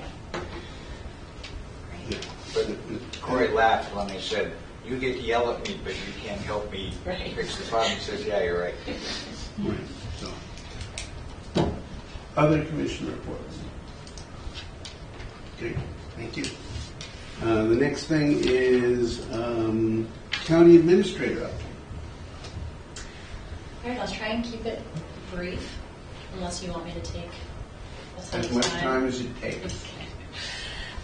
So not too many updates. Mike and I are wrapping up the MRI study, which is the huge compensation job description department study across the county. So we will be doing kind of a high-level review with all the departments, department managers, and then we'll roll out all of that reporting over the summer to you all, so we can start to prepare for the budget committee and what that may look like. As Commissioner Hine mentioned, we are going to be meeting with McCog next week, which is really exciting, kicking off that project. So I have a bunch of stuff just from the past that I can bring, probably won't be useful, but just so we have some sort of history of where we've been with this process, which is not far. Dispatch, Commissioner Ratner mentioned this. We did have some great interviews today. We did hire somebody full-time this morning who was per diem with us, which is great. And we will be posting that director role by June 15th is our hard deadline. So we are working diligently to make sure we're reviewing it, giving it the same care and attention that all the other jobs in compensation are getting, so we're not jumping the gun with that one. Just trying to do it the right way and not rock the boat in the center right now. I feel like every time we have a new hire in that department, well, any department, but big round of applause. Like, Go team. Thank you. Huge, and fully certified, That's including TOC. Amazing. So, Amazing. they can jump right into the schedule. We are strongly exploring a schedule that's been requested by all the staff for years, and there could be budget implications down the road. This year, there will be none, as we've seen what the overtime plan looks like in that. This will actually limit the overtime. Moving forward in different years, we may not be in the same boat, so we're going to have to look at that. It's essentially, dispatchers are not classified as first responders under FLSA, so they do not get to take advantage of the 2-week 84-hour schedule where they're exempt from overtime, so they can do long 12-hour shifts back and forth. Probably explaining this poorly, but you'll jump in if need be. There is a bill out to get them to be classified as first responders. So we have been closely tracking that. We're hoping something will come. But we're pretty close to being able to say, yes, let's proceed with this schedule. It gives our dispatchers every other weekend off, a 3-day weekend off, which is amazing. Creates teams for them so they kind of know who they're working with, and it's not a random person, so you start to build that rapport. So a lot of pros with it. So we're really excited about that as well. Can you send out information so when I talk to Vicki or I talk to Senator Helen, that I can mention that that's a really important thing? Yep. And you have, Yeah, he was you have the bill. yeah. Yeah. HR 637. I have to write it down. I'm scared when he knows it off the top of his head.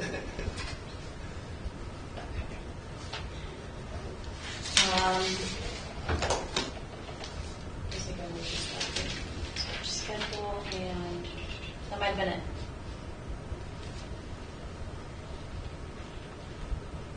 I am working with one of our per diems who has some availability to start to give one of our primary dispatchers some regular time off. So we're going to use different per diems to different strengths or improvements for the center. So really looking forward to all of that. We are making slow progress, but progress with the union. So we are trying to see right now if we're going to go to arbitration or if we can just go back to negotiations at this point. So that'll be kind of a game changer for us where we can actually discuss pay for 2025, the schedule, the contract overall, working on the side letter. There's a lot of language cleanup that needs to happen in that contract. So again, very excited about cleaning that up a bit. Anything around this that we didn't touch that you want to talk about? You have, just because numbers are part of what we're talking about, do you have numbers of how many fully certified people we have, full-time versus per diem versus, non-certified people? Yes. We have 5 fully certified full-time as of this morning, 1 uncertified full-time, so 6 total full-time. Per diem now is 6. Per diems, give me 2 seconds. 5 are fully certified. 1 is missing the EMD and EFD course, which is not a big deal at all. We can get them in as needed. Great. One thing I'll add is, without Amber, we would not have a call center. Right. Period. She's done the double function of taking on a new job before Mike got here, handling HR, and also being basically the director of the call center. I wish for her sleep at some point in her future. I don't know when that's going to happen, but I had a restful weekend, so good. yes, feel like a brand new person, so ready to tackle the summer. so thank you. Of course. Haven't mentioned it in a while, but we are still rolling out our HR platform, just a better tool for employees to be able to see their personal information, plus get us away from all of the paper that we use here at the county. I don't even know if that'll be a budget cut in the future, right, to get rid of all the copying paper. But we're really excited to kind of join the 21st century. A big piece of Mike's background is actually configuring and working through those systems, so he has been a huge help. He's helped us get to the next level to roll it out even better. So not a huge thing in the grand scheme of things, but we're excited for our employees to have that. That's pretty huge. Yes. It's been a 2-year process. It takes a lot of time out of our finance department, now HR, and my week we're configuring the whole thing. We're figuring out how it works. We're having test groups, so it's a heavy lift. Where do I want to go? The fuel bid is in process for all of our towns. That's a service we provide to the towns, similar to Salt and Sand. So we're in process of that. A couple bigger contracts we're kind of working through is our pretrial with the state of Maine, because they will be relocating to the correctional facility. So they'll be moving out of here into corrections. Treatment court will remain here, and we're going to figure out what that looks like. And then the Cape Air contract with the airport, which I won't speak to about too much because she could come up here. Just a quick grant update. We are waiting on a few. Cybersecurity came up quite a bit with Commissioner Cushing. We're actually in the process of submitting for a grant to give our IT department a ton of cybersecurity funding resources, trainings, all that good stuff. So no, it's not going to prevent it, but they're really good tools and really good initiatives that program is offering. So we went ahead and took advantage of that. I am still waiting to hear if we got the award for providing cardiovascular screening for our first responders, which would be amazing. And then there's a huge project we put out last year, a huge grant we put out last year to help get some funding for the jail around the Department of Energy. So they do a lot of projects to save energy, so we're trying to see if we can get some extra funding for that to maybe offset the budget this year. And a few others, but those are the big ones. FOA was mentioned today. We are getting pretty inundated with those requests right now. A huge part of that is the opioid settlement money. It is, I'd say that right there takes about 5 to 10 hours of my week right now to filter through the FOAs. There's a lot of support groups. There's a lot of digging we have to do. Where did the money go? Where should it go? A lot of auditing. A lot of people trying to get it. So I've been working with the sheriff a little bit on just where Knox's stance is. I think Commissioner Glazer's been brought into it a little bit because now there's a FOA. There's letters around freedom of access requests because they do inundate this office, and it is a ton of time and money. We are actually looking at how much total cost it has been and what those figures look like. So, what is the opioid? I don't know what that money is. I can try, but I'm new to it. Can you do it in 60 seconds or less?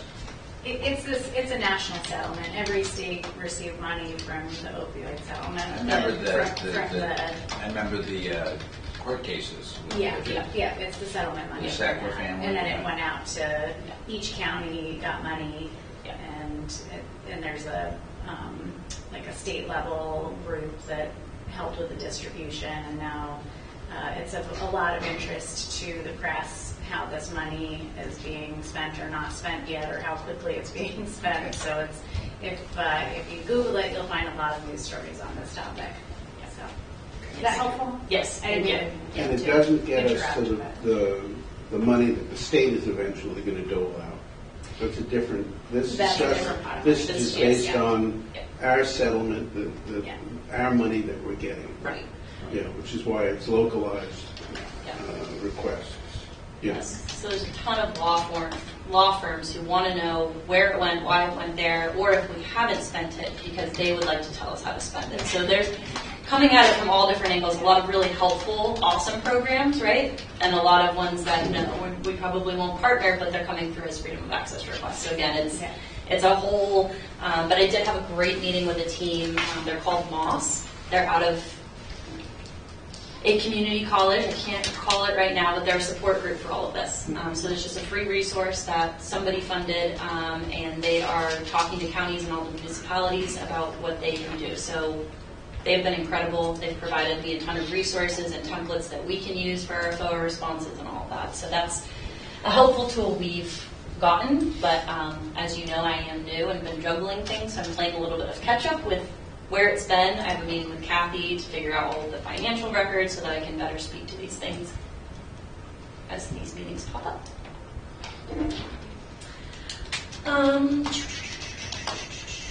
In June, we will have our Spirit of America presentation. Typically, it is in May. It's going to be in June. And we will also have a presentation from AIO. Yes? AIO. Yes. Area Interfaith Outreach. Yes. And I think there's a little bit more to it now, but yes.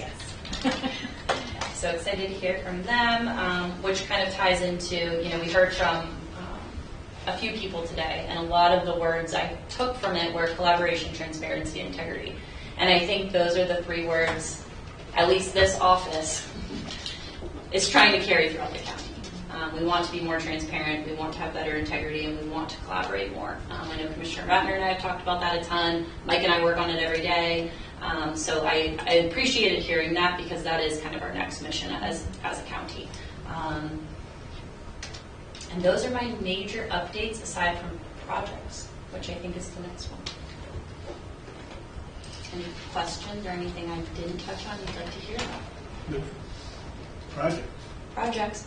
Ergonomics in dispatch. Thank you. Wellness. Thank you.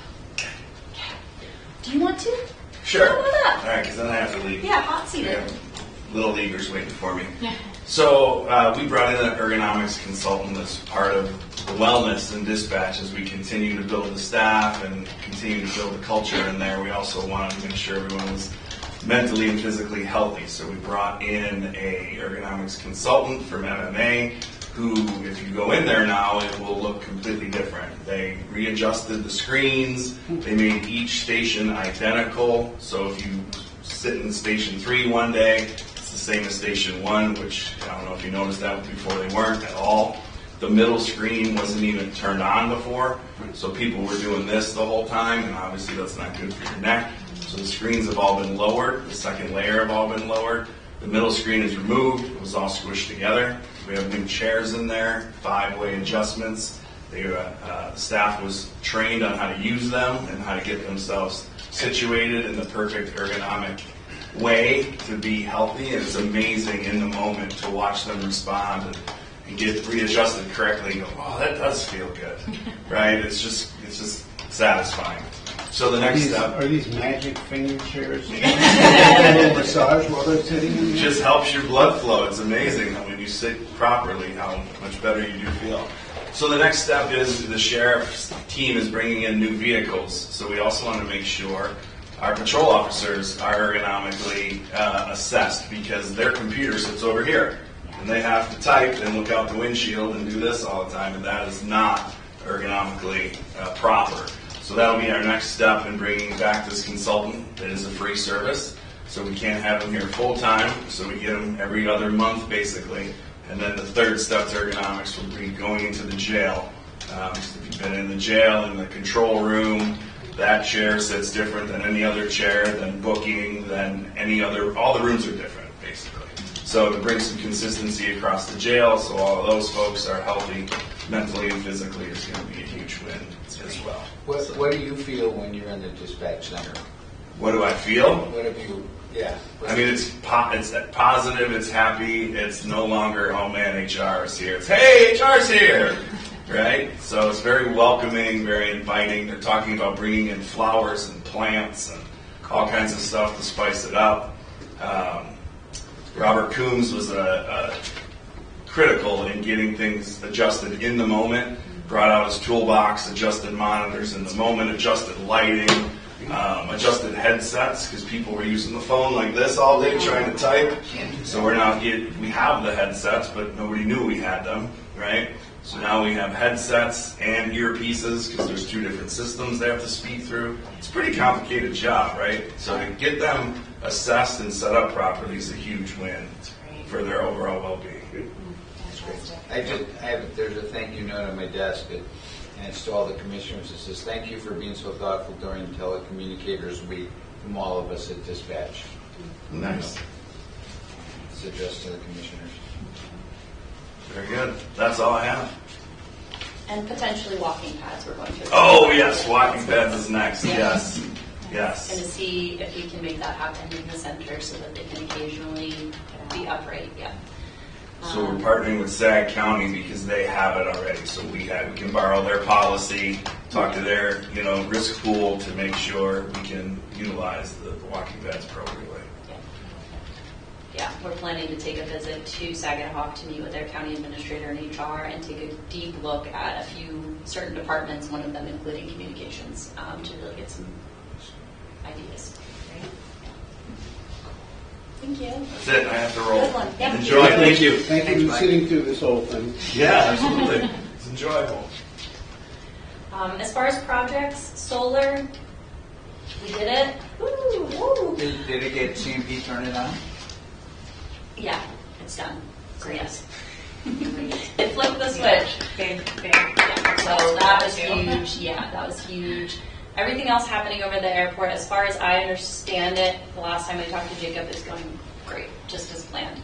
I got a solid update from Jim on all of our other projects, most of them ARPA, chugging right along, on time, on schedule, no huge concerns.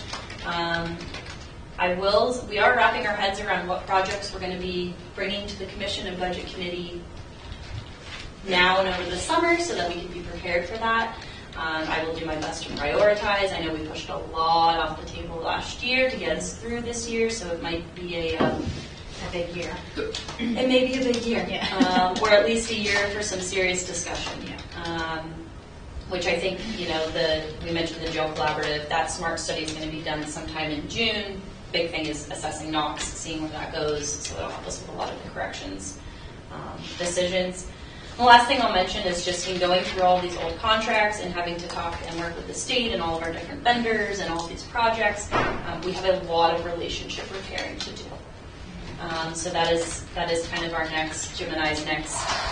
We really want to bring a lot of people back that we have worked with in the past, and just see what we can repair. Make sure that we're being equitable with our RFPs, making sure just we're getting back on track to those things. We found, and even going through the state contract, there's a lot of questionable things, so that's definitely one we're going to be going through with a fine-tooth comb, not only so that the county is in a good spot, but also so that the state is as well, right? We're a partner. So if they're paying for things they shouldn't be, we need to be pulling that out. So yeah, that's what I have. That's great. Questions for administrators? One project that has been kicking around for a long time, and since Chief Deputy's here, was the air quality and humidity in the Sheriff's Department. Is that under ARPA funding, or is that something that is going to be on next year's list of things that we still have to do? That is, We haven't discussed that recently. is that the humidification? Other projects that we're working on, more on the correction side. We've had a meeting several months ago Yeah. about that. So the vendor that we have, Siemens, you're familiar with Siemens, they were unable to test the dehumidification. So we were going to have to bring somebody else to do that for Siemens. So we put the pause on because that's, so we have to go up to bid for that, most likely. And that's the big one. The other big one at public safety was the LED conversion, which I think started yesterday. I think it started this week. Some that started today that I saw. Okay, yeah, so that kicked off.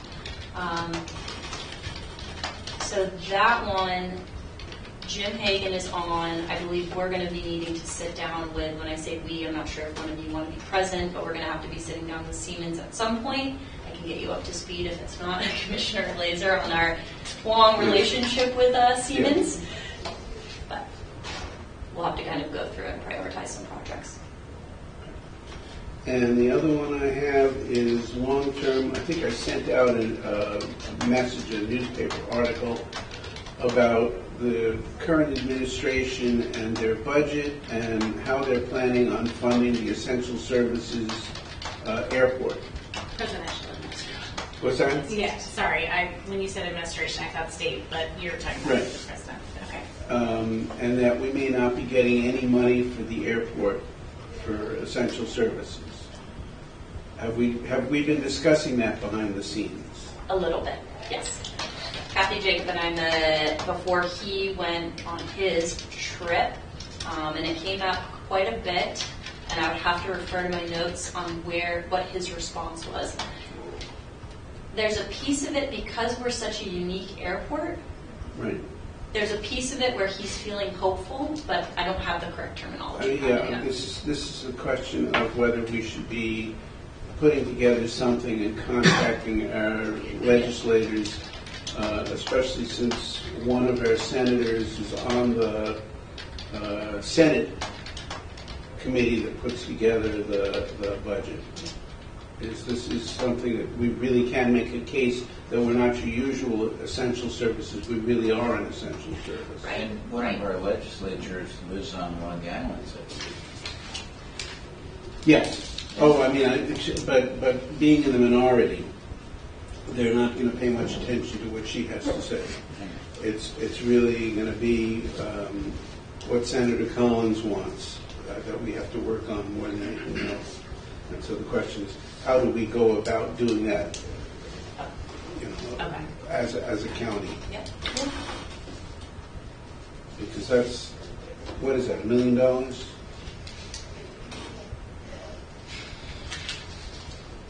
Probably not. What's that? Probably more. Or more, I mean, but it's in that, Yeah. Oh, yeah. that's what keeps the airport Yeah. in the black. Yes. Yes.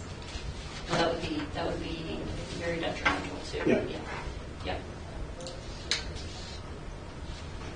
Okay. I'll get on that. Anything else for the administrator or for us? There's nothing else on the agenda. I'll make a motion that we adjourn. That's perfectly fine, I'll second. and we have no other meetings scheduled, there's no budget meetings or anything? Well, there's an APAC meeting on Next the Monday, 19th. the 19th. Yep. And then our regular June commission meeting. We are planning to schedule a budget meeting for end of summer for some more solidified updates, but that date has not been confirmed yet. Great. We are available if you need a meeting in an emergency or for anything else that might come up. But other Thank you. than that, we don't have anything Questions? scheduled.